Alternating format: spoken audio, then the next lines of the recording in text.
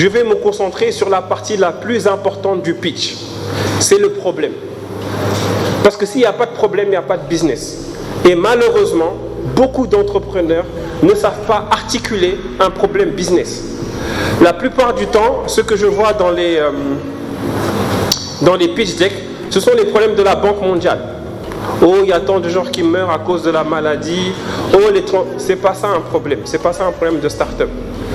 Donc, s'il y a 5 personnes qui ont fait leur problème, ils peuvent venir et je vais faire une séance de feedback et ça vous permettra de comprendre quels sont les points critiques pour bien commencer son problème. La plupart des investisseurs, ce n'est pas pour rien que sur votre pitch deck, le pitch deck commence par le problème. Parce qu'en général, si le problème n'est pas bien décrit, les investisseurs y passent. C'est des gens qui reçoivent 20 decks par jour. D'accord? Donc, si votre problème est bien décrit, vous avez de la chance de passer à la suite. Si votre problème est mal décrit, eh ben en fait, vous allez passer à la trappe et vous allez rater beaucoup d'opportunités. Quel est le problème que tu essaies de résoudre? C'est parti. Non, ce n'est pas encore une start-up, hein, mais c'est justement une idée que j'ai vraiment mettre en place. C'était juste, j'ai vu que par exemple quand vous êtes en France et vous pouvez réserver votre hôtel sans pour autant demander à une entreprise de vous le faire directement en ligne.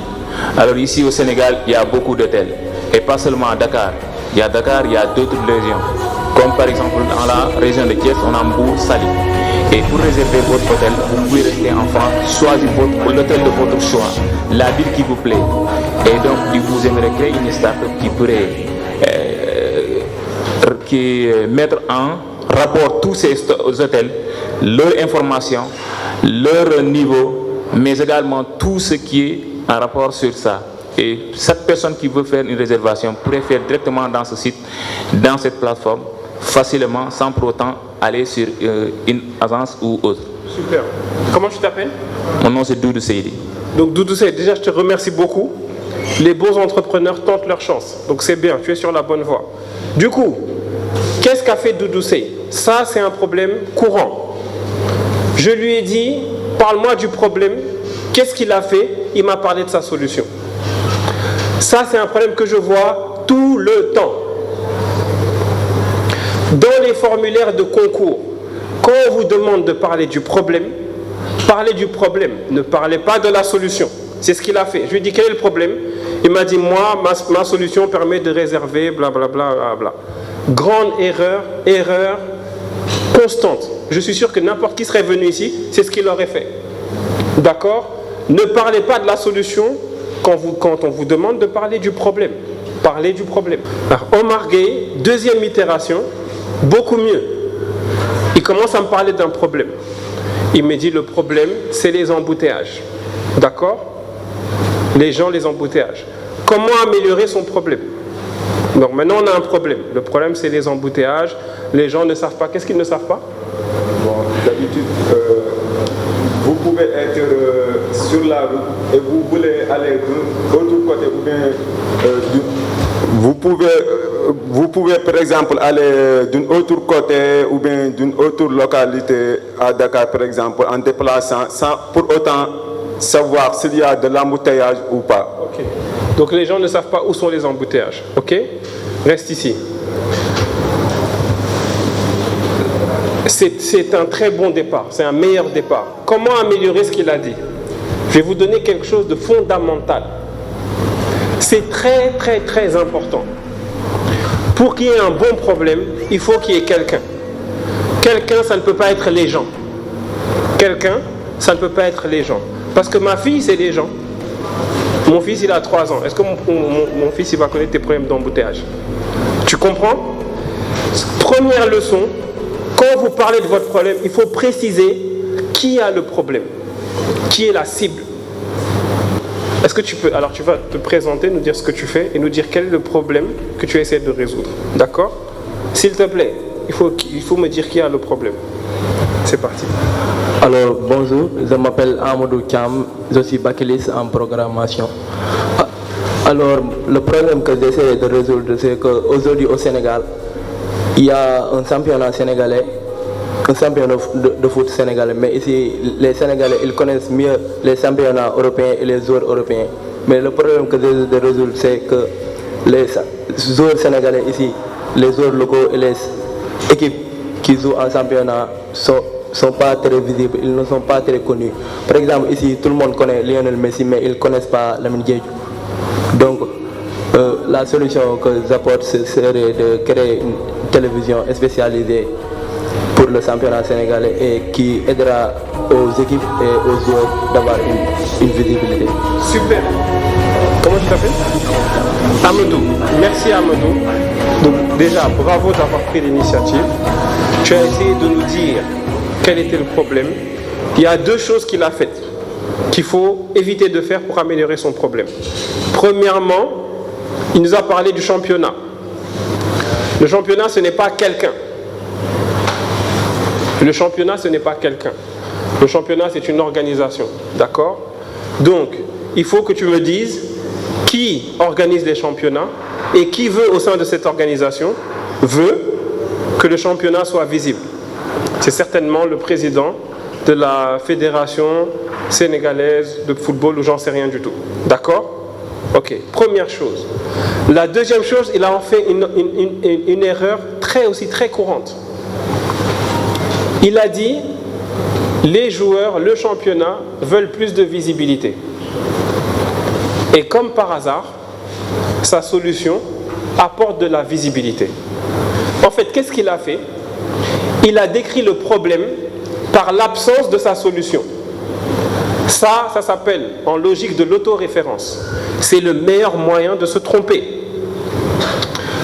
On ne doit pas décrire le problème en fonction de la solution qu'on va apporter. On doit décrire le problème en fonction de l'expérience de ma cible. Je vais te donner un exemple. Aujourd'hui, le président de la Ligue, donc je crois que c'est Saersek, d'accord, il aimerait générer plus de revenus. C'est ça qu'il veut, Saersek. Malheureusement, ces matchs ne passent pas à la télé. Et si ces matchs ne passent pas à la télé, il ne peut pas gagner de la publicité avec ces matchs. Et s'il ne peut pas gagner de l'argent avec ces matchs, il ne peut pas gagner de revenus. Tu comprends? Maintenant, ma solution, c'est de permettre à Saersek d'avoir de la visibilité et d'augmenter ses revenus de sponsoring grâce à ma télévision. Tu as compris?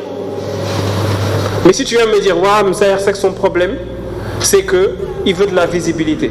C'est mort. Tu as compris? Tu as compris ou pas?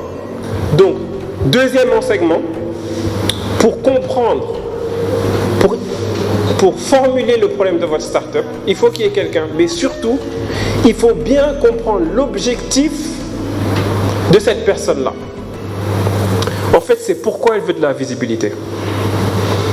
Quand quelqu'un, un client, il vient, et ça c'est vrai pour tous les gens qui veulent vendre un produit, quand quelqu'un te dit, moi je veux ça, ne lui envoie pas un devis, demande-lui, mais pourquoi tu veux ça?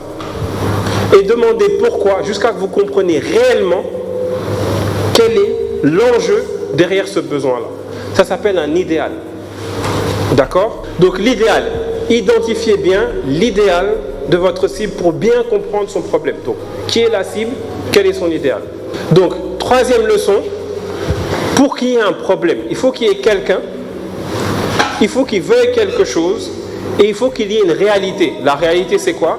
C'est qu'est-ce qu'il fait pour atteindre son objectif et quels sont les problèmes qu'il va rencontrer. Il y a beaucoup de gens sur le genre. Au Sénégal, les gens ont ce qu'on appelle kerse. C'est-à-dire que, parce qu'il ne veut pas te gêner, il va dire ton truc là c'est intéressant. Mais quand tu vas lui envoyer un devis, il ne va jamais te répondre. Parce qu'en fait, il ne veut pas te gêner, parce que ça le gêne de te gêner.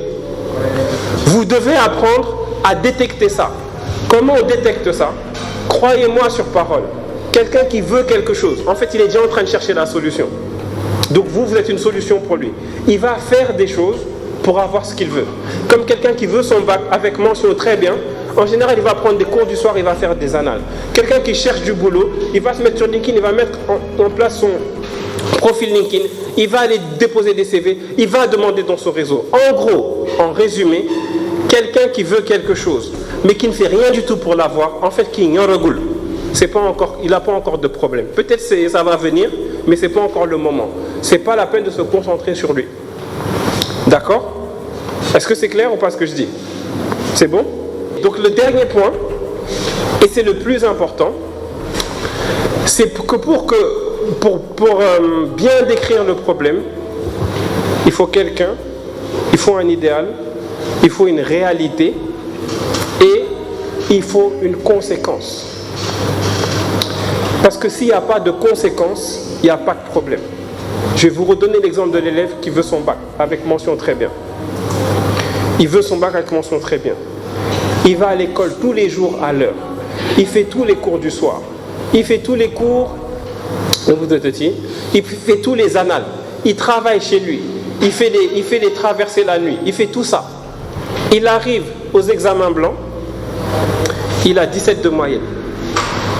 Est-ce que cette personne-là, tu vas lui vendre quelque chose? À ton avis? Oui ou non? Oui ou non? Non. Je ne pense pas en tout cas.